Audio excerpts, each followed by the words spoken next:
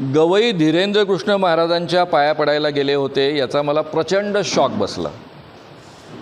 कारण ते गवईंचे पुत्र आहेत अशी माझी समजूत आहे. रासू गवईंचे अनुभव मला थोडे वेगळे आहेत.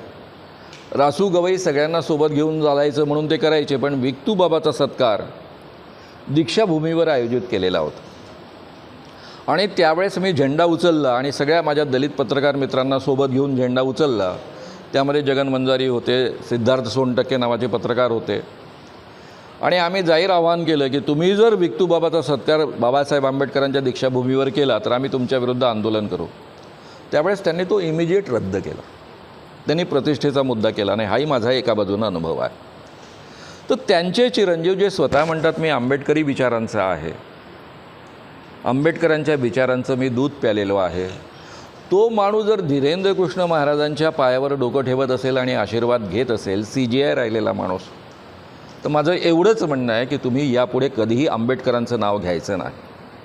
तो अधिकार तुम्ही गमावलेला आहे. तोंडातनं पुन्हा डॉक्टर बाबासाहेब आंबेडकरांचं नावच काढू नका. त्यांचा नाव घेण्याचा अधिकार तुम्ही पूर्णतः गमावलेला आहे.